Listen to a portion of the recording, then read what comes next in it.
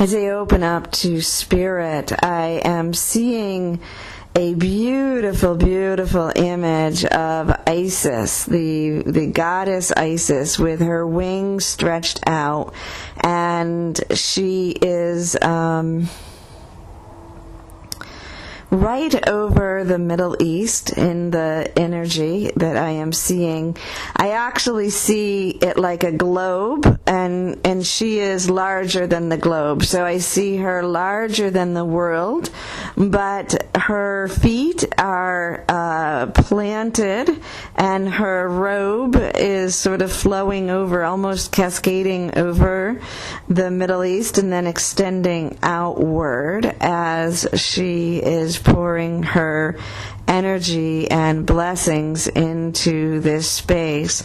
Her heart center and above, so it looks like, I guess around the solar plexus, just under the rib cage of her image, and above is basking in the vibration of the higher dimensions, or heaven, or the vibrant new earth, whatever we would call that energy.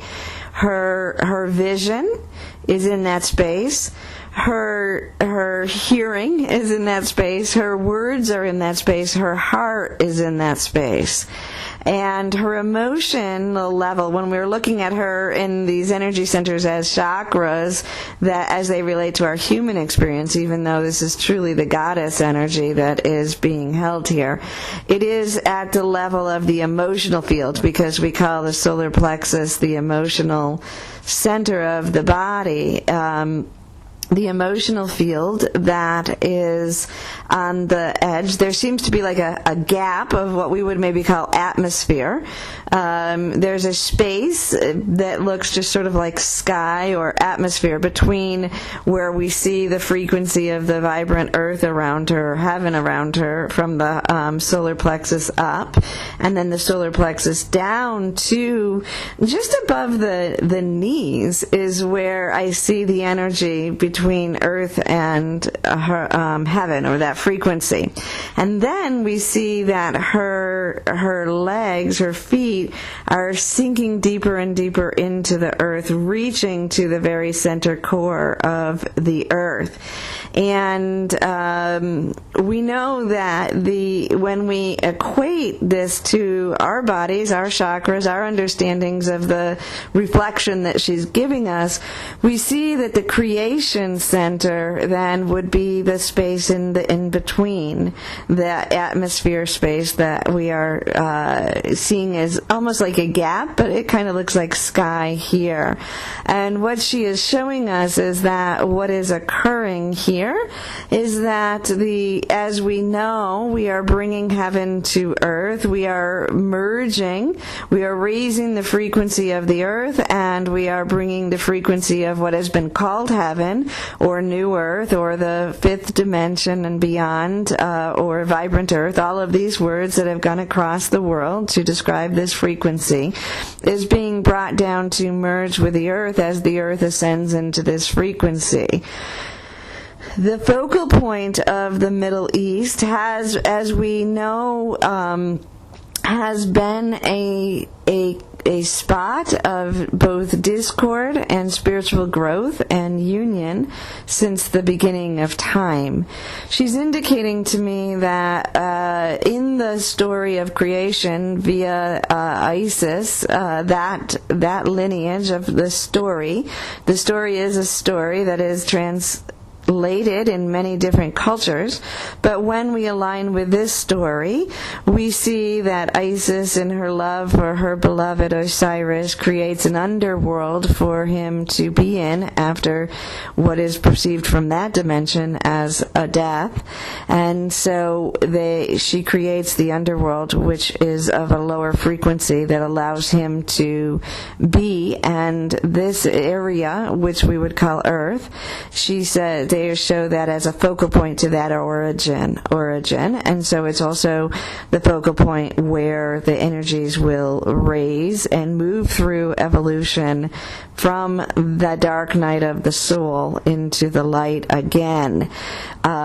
So this area is a vortex of sorts. It is a high potency area, and it is full of resources and full of greed and full of division and full of union and full of love. It is the extreme frequency of the earth in this space, and it gathers attention from around the world because of this frequency. On a very earth level, as the human evolves, it has been a space of both spiritual history that people are wanting to embody. It is a space where religions, different belief systems have been trying to honor their past, have been melding together unknowingly just because of the cultural overflow. And it is also a place where there seems to be many resources, but resources in a limited, linear form that bring our world to an end or a limitation. The passageway of the resources that come from that space, such as oil and even gold, are limited in their they are limited resources, though they feel abundant and the world places their attention there. This is a space that is bringing a lot of attention now, and when we see things like the bombing of children and things that touch our heart in a way that seems so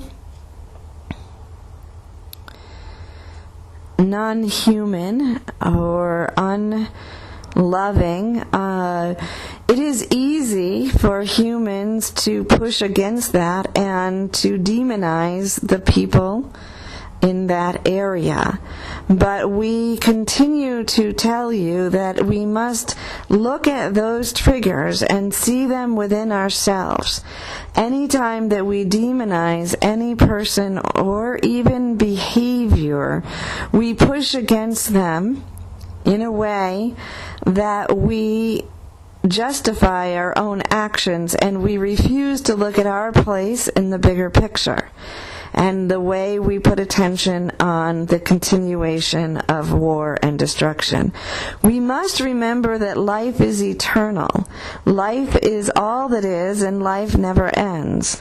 And so even when we see the deep sadness of what seems to be the destruction of life, when we see this in a way that is triggered within our souls in such an obscure way that it seems to be evil in its nature, we must also remember that it is all within the divine oneness of all that is.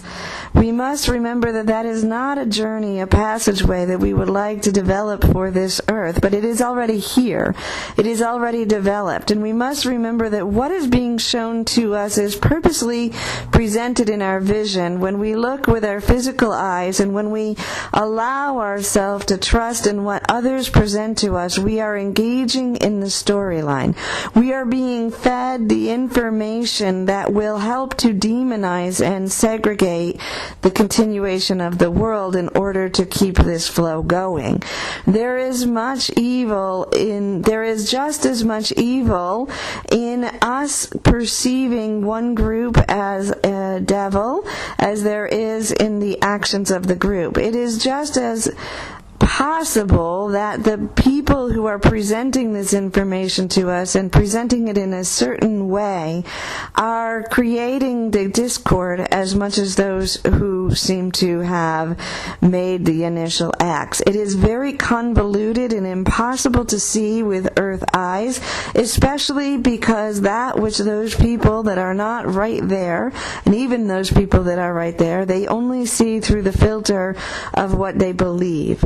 This is why it is important for us to move beyond our beliefs, to raise our attention to a space where we remember that we are one human race, we are one being of God, moving through an evolution of form, that everything that ever occurs on earth is in accordance with the movement towards this remembrance. We must hold space. Hold space not for the end of war, but for the remembrance of our oneness. Not for the end of destruction, but for the remembrance that there is no destruction. And when we shift our attention to this space, we hold the frequency that allows all of us to move into this space. For when we, as a human race, remember this, we will not destroy, because it will be ineffective, and we will remember that. We will not fight over resources, because we will remember that if we hurt one, we hurt all, and that if one is drowning or one is hungry, then we all are hungry, and we will remember that we have an ever-flowing abundance of resources. We will remember that it is our sun and our earth that gives us all that we need, and that we do not need to dig deep into those resources of lack and destruction in the crude way. Those, just like the path that got you to your remembrance of oneness, those essences throughout time have supported us in getting to this place. For that we give gratitude, but we move forward now in the remembrance that there is so much more, so much more. So let us hold true. Let us hold one day, every day, to be a day of peace. Let us look inside of ourselves and find where we are in conflict, where we see ourselves pushing against the world or ourself or our partner or our body. Wherever we push against in conflict and separation, let us notice that within ourselves. Whenever we hurt or destroy anything in our path, let us remember that we are not destroying, we cannot destroy, and yet it is unnecessary to do so. Let us remember to honor our bodies, our friends, our lovers. Let us remember to honor our land and all that is around us with the same reverence of love that we have for those who are foreign to us across the world. Let us hold the same compassion in our life, and let us each one of us look within ourselves to where we align with conflict and discord. Because whenever we align with this, even in the tiniest frequency of that, we are supporting that vibration, and it is no longer necessary, for it is obsolete. It is time to remember that life is eternal, and life is all that is, and life never ends. So there is no need to create the drama around this that we continue to uphold. And so it is. She wraps her arms around you, around us, around the world. Those wings that I saw unfolded now encase the entire world, and the light begins to pull. She brings us back to the remembrance of that creation center, in the center of the two that she shows us, that which is planted in the earth and that which is planted in heaven. That space in between, that atmosphere of energy that she placed our attention on the beginning, is now there. And so she reminds us that it is our creative energy, it is our creative force, the very essence, our sacred womb, in which we are to pull like glue, bring these two together.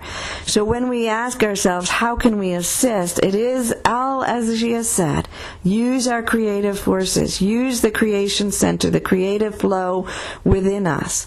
Whether it is to paint, to draw, to write, to dance, to sing, to meditate and imagine, use our creative forces to imagine a world beyond this point.